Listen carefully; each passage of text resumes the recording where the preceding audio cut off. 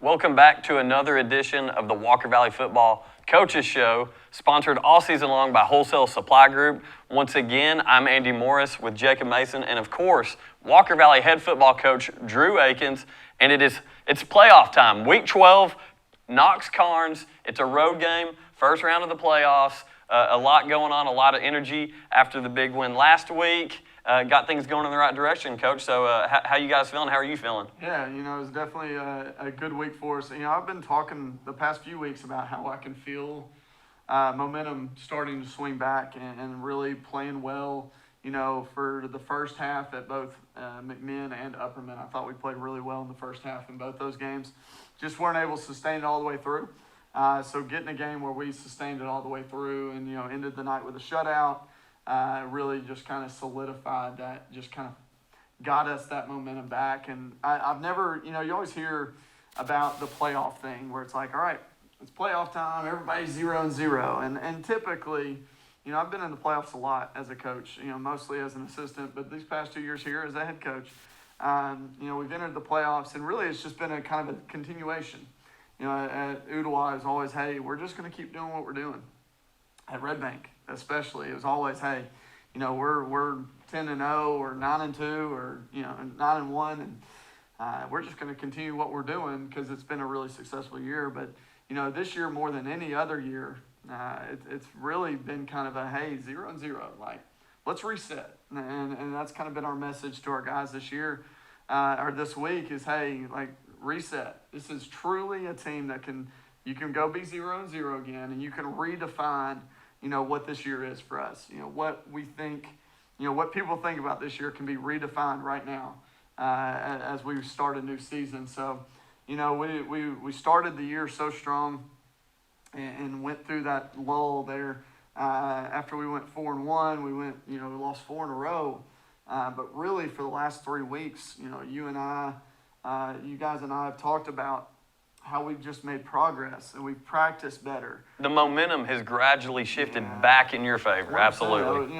And that comes from practice. I honestly believe, we really practiced poorly there at the beginning of the year. And just not lucked up. We were just better than the teams we were playing, so it didn't cost us.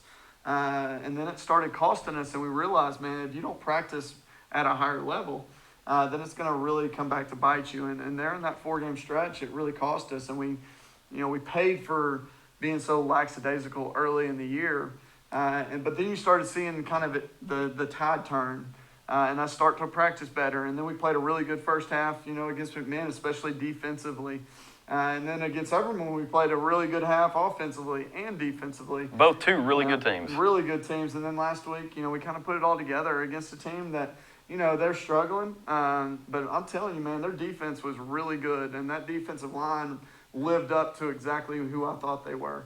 And we handled them pretty well up front. So it was good to see offensively us, take some steps forward. And we got some film I'm going to show some of the scheme stuff we did. And I think one of the biggest plays that we made was on Friday night. So it was a cool night for us. It was a great celebration, and it's always fun when you get a 0 on the board and you get to have wings on Thursday. So. That's right. Of course, with the shutout, the team gets a wing party, courtesy of Coach Akins and his staff. But again, a quick score recap: 34-0 last week over Howard. And as you said, this is a Howard team that had kind of been struggling, but they played a lot of close games as well, too. They have athletes on the field. They had a good defensive line, and you talked with us about being able to establish that run game, and when you needed to, you were so successful through the air, you almost didn't need to, but situationally, you guys had some big runs when you needed them against a good defensive line. Yeah, I thought one of the best runs of the year. We ran a power down, and we didn't score on it, but it was a 5-yard gain. Spencer did a really good job of being patient. We had a good down block. Judah had a great out block. Chop fit perfectly. And Spencer timed it up really well. So that, even seeing that kind of stuff come together. Cam Davis had a first down run late in the game.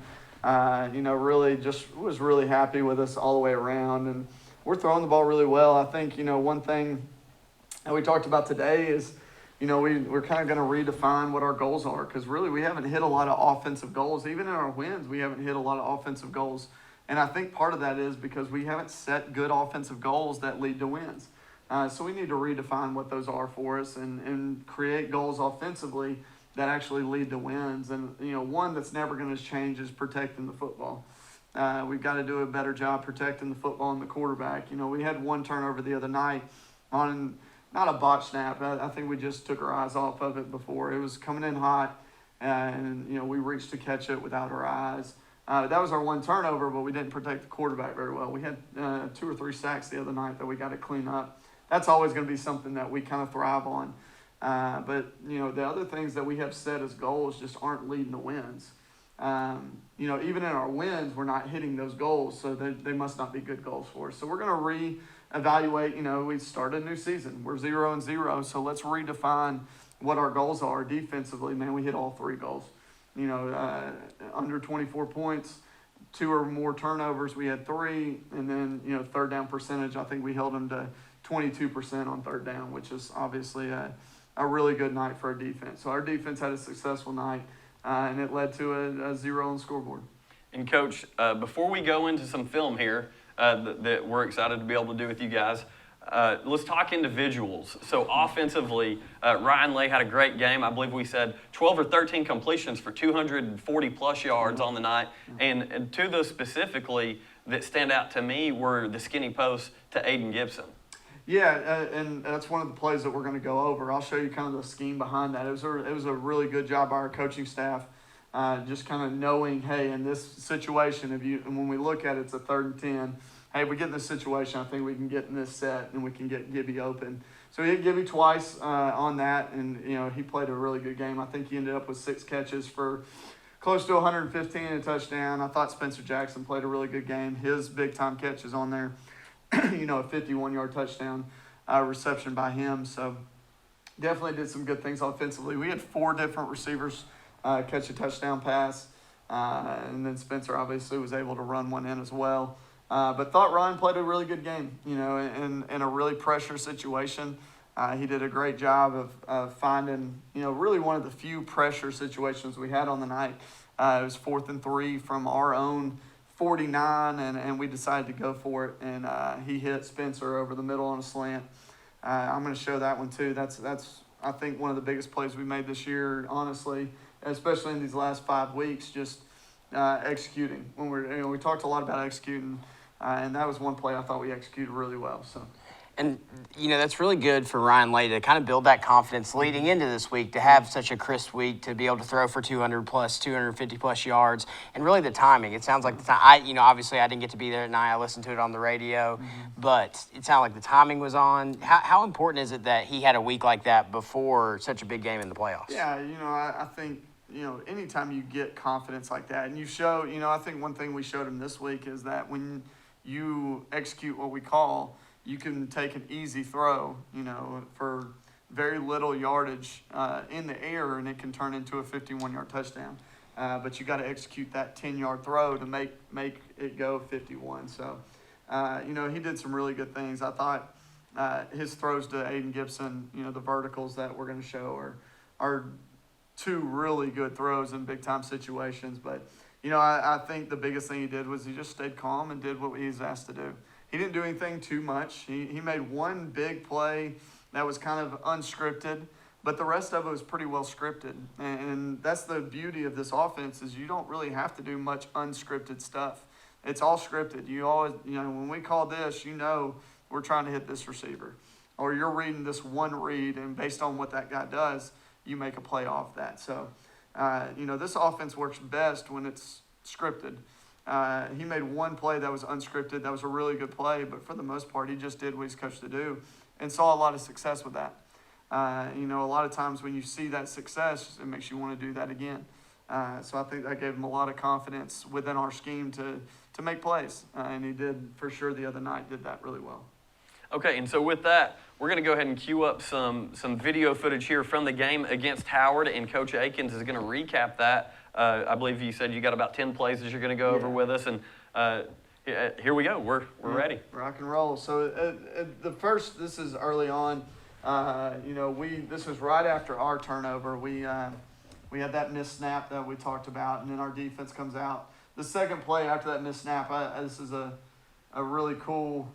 I'll How did that happen? All right, let me log back in.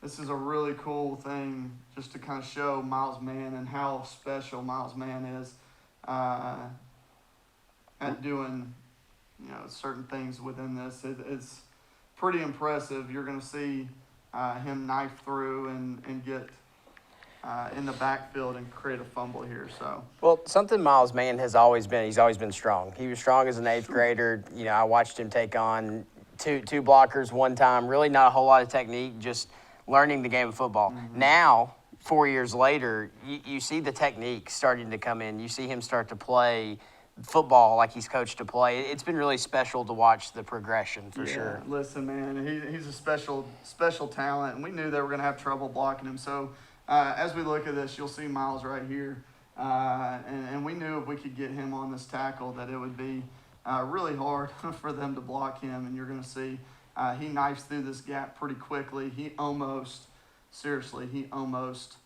takes the handoff here. So knifes through, creates the fumble. That's a forced fumble for him, and Josh Van Wick's able to pick it up. But when you watch it from this side, I mean, how quick and strong. He's a special little athlete. When you look at his stats for the year, I think he has, upwards of 40 solo tackles, but, his tackles for loss being 16 tackles for loss, 5.5 sacks, and that's just based on his ability to get in the backfield and his strength. So really cool play for him. Gave the ball right back to our offense, and we came out right after that.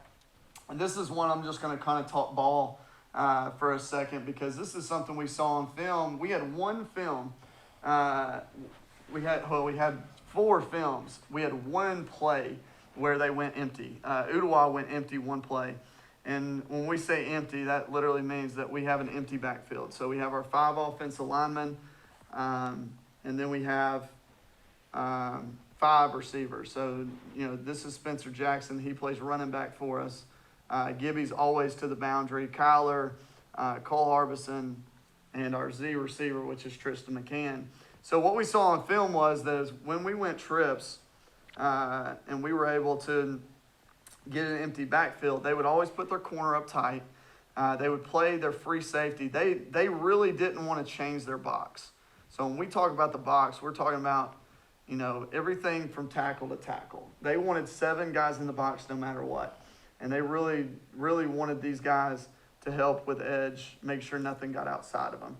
Well, when you do that, you force your defense into, having to make a decision, because now if you're going to keep 7 in the box and we go 5 receivers, that makes it really difficult for you.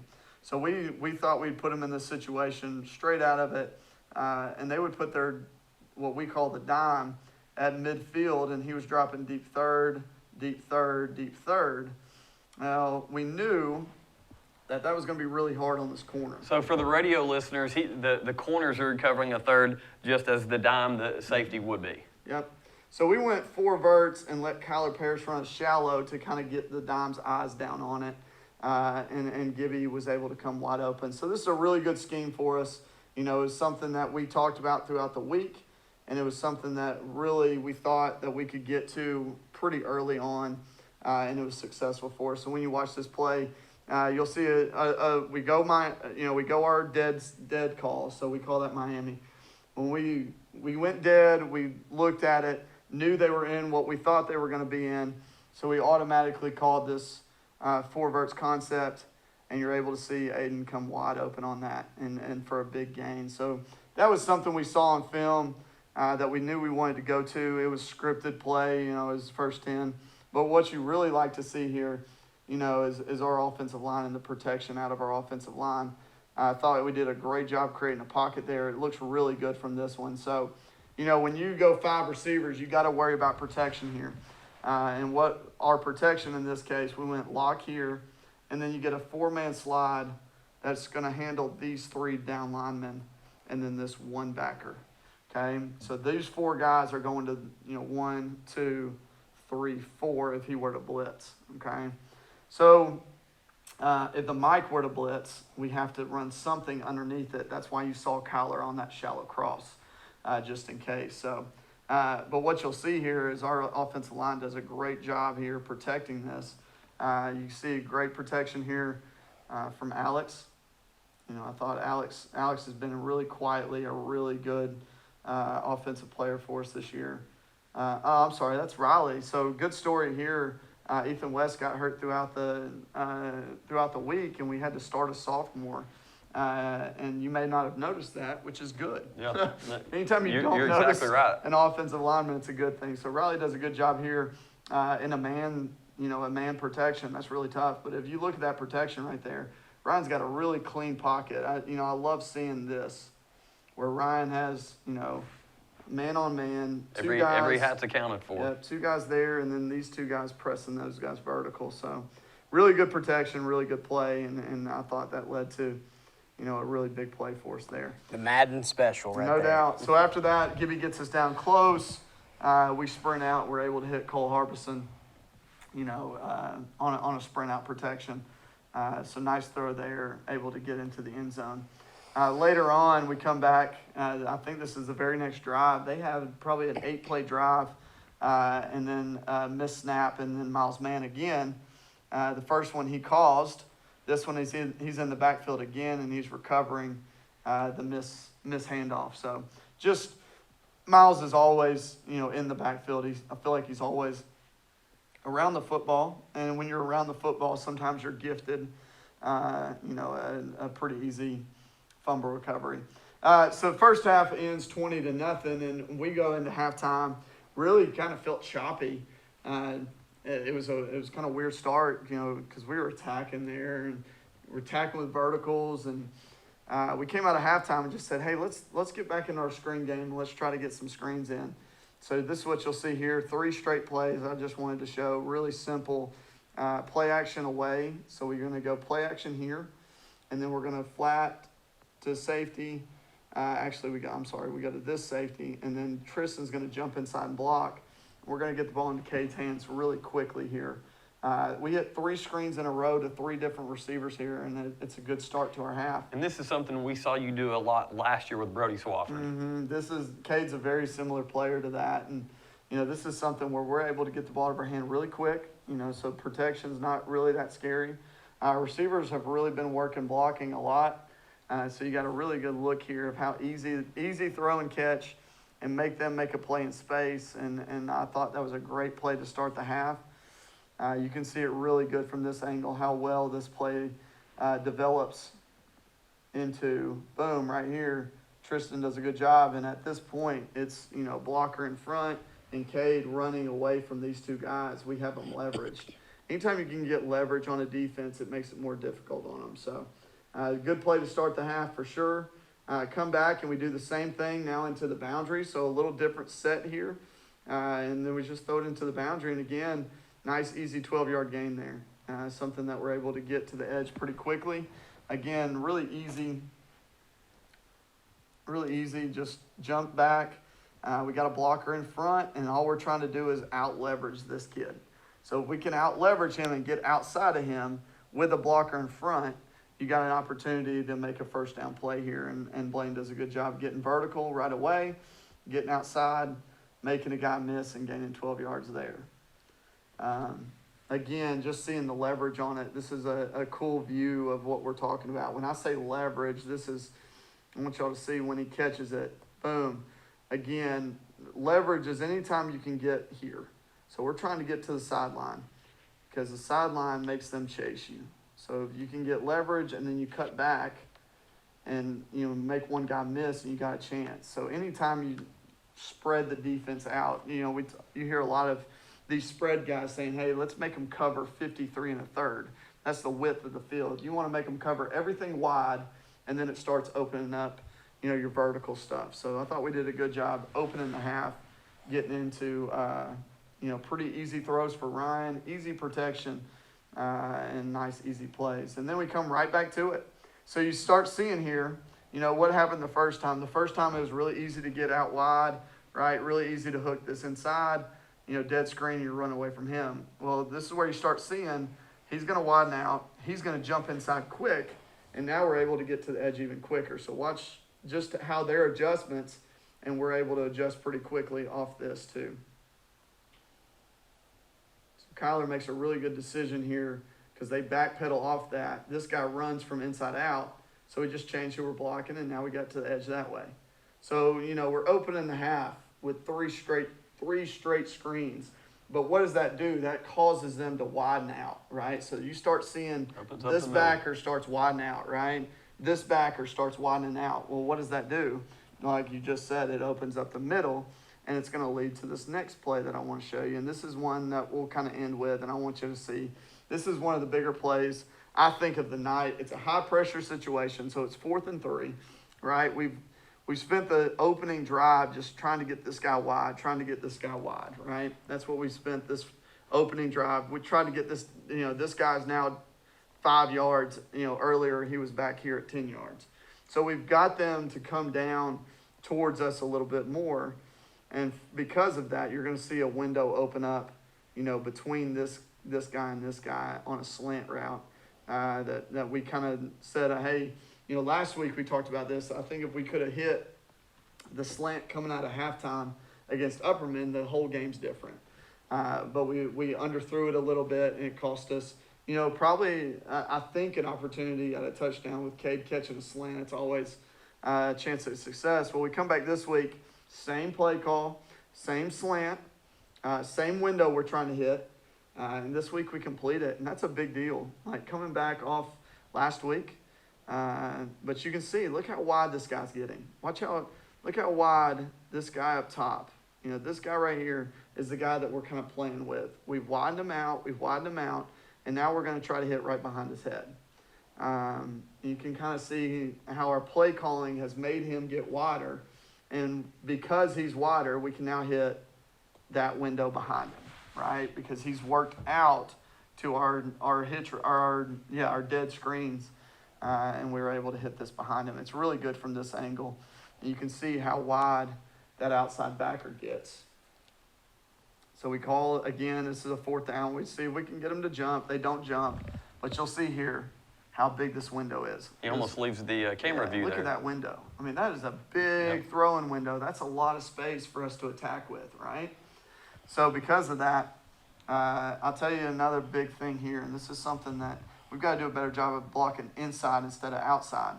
But Ryan does a great job here. We've talked to him a lot about, hey, you may have to take hits at quarterback. Hanging in the pocket and delivering the throw. Yeah, instead of trying to get out of that and taking a sack, stand in there and make a throw. And you talk about a big boy throw here. This is a big boy throw. Into that window, we run into the window and are able to slip a tackle and go score. And he releases that ball just as he's getting hit, so you're absolutely right. I'm telling you, that this is a big-time play, and it's a lot, it looks like a slant. It looks like this simple slant, but when you know the backstory of, hey, last week we missed this throw.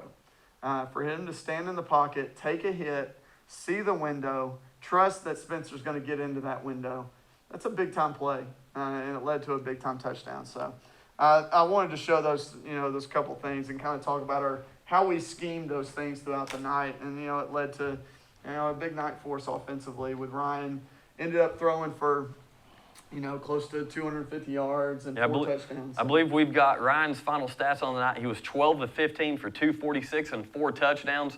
Counting for those 4 touchdowns, Aiden Gibson, Spencer Jackson, Cade Charda, and Spencer also had another one on the ground. A phenomenal first half from Spencer Jackson, and offensively and defensively. I told you during your interview that Hunter and I were ready to give him the player of the game at the end of the first half just by how well Spencer played. Yeah, Spencer played a really good game, man. Spencer's one of our leaders. He's one of our best athletes. We've not done a great job of getting the ball in his hands. Last week we did. He had 3 catches, 80 yards and a touchdown. He had 6 rushes for 33, 40, somewhere in that yards and another touchdown. So glad for him. He won our offensive player of the game. Just played a really good ball game, I thought. And, that catch right there kind of solidified his night. And having a really big night for us. So exciting win, but we're looking forward to starting a new season and getting in the playoffs and going up against Carnes. The first game I ever coached was at Carnes. And then obviously, our first playoff game this year is at Carnes. So we're excited to go up there and play against a really good football team. Absolutely. So real quick, we're going to take a commercial break. Again, the final last week against Howard, 34-0 in favor of the Mustangs. This week, as Coach just said, playoff week against Carnes. He got his first win there to start his career at Walker Valley, and we're looking to get another one. So we'll be right back here for the Carnes preview.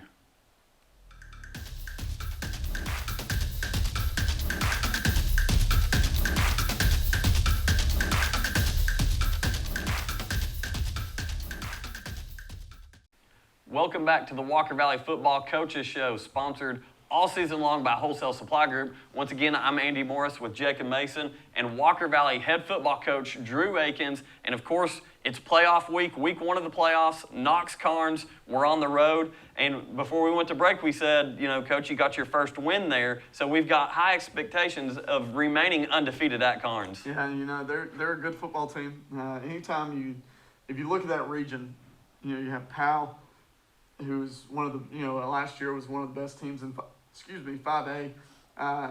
You had Oak Ridge, who ended up making the state in 5A. Carnes was, West moved out of that region, so it's now Carnes has moved in, and they were able to beat Oak Ridge. Oak Ridge just had a, kind of up and down. They had a lot of athletes, but Carnes was able to beat them to finish the 2 seed. So it's a great opportunity for us to go up and play against a really good football team. And really play against a really good football player. I think they probably have one of the best, if not the best, player in the state of Tennessee. He's leading the nation in rushing. So maybe even the country. Yeah. Yeah, he's a heck of a football player, man. It's going to be a great task for us to keep our eyes on him and to be able to get him on the ground. It doesn't matter, honestly, the films that we've seen of him. He can make you miss in a phone booth. He's a really impressive kid. We played against him 2 years ago as a freshman, and one of his first touches, he went, I think, 70 yards straight up the middle for a touchdown. So he's a really good football player. We're going to have to make sure that we bottle him up. It's something that you're not going to hold him to 0. It's kind of like playing, basketball against Michael Jordan. You're not going to hold him to 0, but you try to limit him and don't let other guys beat you. So how do you limit him and make sure that, their other players don't go off on this big night where you can't put every egg in his basket, because they do have some other players that can complement him. So we've got to do a good job of playing within our scheme. I think our defensive staff has done a great job of understanding what they're trying to do and attacking what they're trying to do. So again, with that being said, Carnes is 6-4. They're beatable. They've lost 4 games. Their first loss was to Knox Powell. Obviously, a very good Knox Powell team, 47-20. Has the number 1 recruit in the nation. Absolutely. Not a bad, not a bad loss. We'll worry about that later. That next loss was to Tennessee High out of Bristol, 33-31 in a very tight game, obviously. And then Knox Halls, 35-14. Halls traditionally has good line. They can run the ball. They ran the ball on them really well.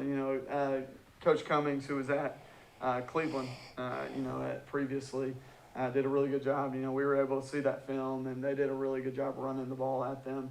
Really held on to the football, and then Carnes had 4 turnovers. That's what kind of led to that win. And then last week, last week, Carnes, they lose their last regular season game of the year to a tough Clinton team, a very tough Clinton team, 50-7. Yeah, and I've spoken to that head coach, and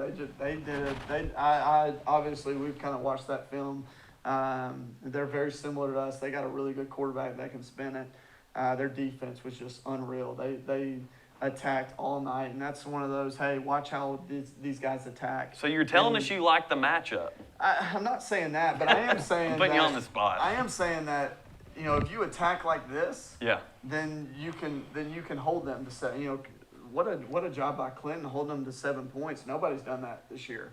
But the way they did it when you watch film is he makes the first guy miss almost every time. The Bishop kid, the running back, makes the first guy miss almost every time. But then you see the second guy and the third guy. They never relented in attacking him and getting him on the ground. And it's going to take more than one kid. If you leave this kid to one-on-one matchups, he's going to win them. He's that good. And our players understand that. But if the first guy misses, the second guy's got to be there to clean it up. You've got to play with a relentless effort, and we're going to have to preach that this week. So is that, do you attack him from the outside shoulder, try to flush him back into the, towards the box where all the men are to come help? Is that kind of your game plan there? It gets back into kind of what we were talking about with our film. We're trying to you try to leverage a defense. A defense is trying to leverage the offense. Offense is trying to break the leverage of the defense. So you've got to bottle him up, and you've got to set an edge. So when we talk about setting an edge, we're talking about, our nickel, Tucker Owenby, setting an edge and making him cut back in to Judah and Kyler and Eli, to Miles Mann, to Jackson Gibson, who are running from inside out. Same thing to the boundary. A lot of times you'll see our safety come up and run the alley. Well, his job is to make that running back cut back inside so he can get back to Miles Mann and Jackson Gibson and our linebackers that are running from inside out. So you've got to set a tight edge, and once you've set an edge, you've got to run from inside out to be able to make the tackle. But then you have to worry again about over-leveraging. Sometimes you've seen that out of us where we over-leverage something and it opens up a cutback lane. So you've got to be disciplined in your leverage. When we talk about leverage, we talk about so who's setting the edge, who's the cutback player, who's the deep cutback player. So cutback handles one cut. A deep cutback handles two cuts. So if he cuts and then cuts again, you should have another player there for the deep cutback. Ready to have that angle. Another guy folding in case he gets around that. So there's all these layers to a defense. And that's something, we've spent hours and hours the past 2 years on talking about leverage. How do we leverage the football? Because if you let it get to the edge, you don't leverage it, and it gets to the numbers, you always hear, what do you always hear? Hash, number, sideline, right? Well, if you let it get hash, number, sideline, there's nobody left. You're not going to catch this kid. So if you let it get hash, number, sideline. You don't want it to turn into a sprint. And get vertical, it's going to turn into a sprint, and there's no angle you can take to catch him. So we're going to have to do a great job of setting the edge and then running from inside out and making sure we run inside out with the correct leverage coming from inside out. So it's an exciting challenge. It's a great football player. It's going to be fun to watch him and watch how we handle him. And it's going to take a full defense, a team effort on that. And if the first guy misses, we got to be there to clean up afterwards. For sure. Well, we know you've been doing your homework. I know personally. I was with some coaches as you were trying to do some scouting reports. I was doing my own kind of scouting reports and trying to figure out about the Bishop kid. And so we're excited. I know the defense definitely has a task in front of them. And so kind of talk about their defensive scheme. What are you looking at as an offensive guy? How are we going to attack Carnes on the defensive side of the ball? Yeah, so they predominantly play a five-man box. So it's kind of different. It's very different than last week. Last week they wanted a seven-man box no matter what. They did not want to get ran on last week. Well, this week they're going to kind of spread the box out a little bit. They're going to force you to run the ball. So we've got to make sure that we're able to come up with the blocking schemes that fit who we are, but are able to get to that five-man box. And then we have to be able to hit, simple. We're not trying to do anything extravagant passing game-wise. We're going to do what we do. And we've got to be on time, and we've got to be efficient. And we've got to make sure that we're effective, doing the things that we're supposed to do, execute what's called. It's not going to be anything new. We don't have this, hey, we're going to this secret game plan. It's something that, things that we've worked all year long. We've got to be able to throw and catch passes. But there's so much to throwing and catching, right?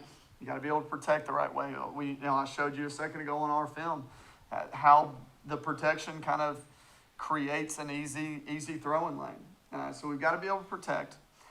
We've got to throw and catch, and then we've got to take advantage of a numbers box. We talk about numbers a lot. Hey, seven-man box, it's going to be really hard to run with five people blocking.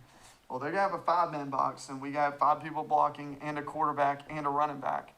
So we need to take advantage of those numbers to be able to do that. Now, what they will do is they like sending blitz. They like sending pressure, and that makes run game a little more difficult because you don't know exactly where their linebackers will be at any given moment. And it also creates some things in the passing game where you have to make sure you're aware, hey, nobody's going to be able to block this guy because we have 6 guys to protect. When we talk about protection, that's one of the things, I think there's a few things that I really do well as a head coach, and I think pass protection is one of them. I think I do a really good job of understanding pass protection, how to protect the quarterback, and if we don't have a guy to protect, what do we do to make sure that he doesn't get hit in the face? We don't have a negative play. So, that's something we're going to have to talk through this week. Hey, if this guy blitzes, we don't have anybody to block him. So we've got to make a route adjustment to make sure we hit this off that. So it's something we're going to have to do a good job of making sure Ryan and our receivers understand the protection, understand who's unblocked, and how we're going to attack that unblocked area. So it should be a fun week. I like games like that where you got to kind of scheme up and you got to teach. It's nothing new that we're teaching. We're just reintroducing blitz and hots and all these protection things that we talk about a lot. So hopefully we're sitting in here next week talking about, hey, this is the protection we talked about last week, and this is how we were able to attack it. But it's going to be a difficult task. Anytime a defense attacks like that, it's a difficult thing. But it's something that kind of reminds me defensively of what Carter did. Carter was an attacking defense. They didn't mind getting scored on, but they try to get just enough stops to where, their offense is able to outscore you. So this is something that we're going to have to do a great job of executing and being efficient with our passing game and running game.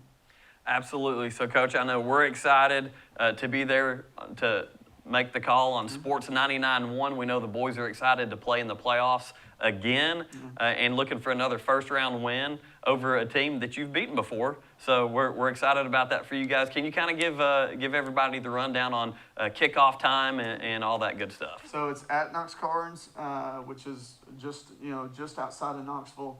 Actually, it's just inside of Knoxville. It's 7 o'clock kickoff, so all playoff games are 7 o'clock kickoff. We'll be putting out a link.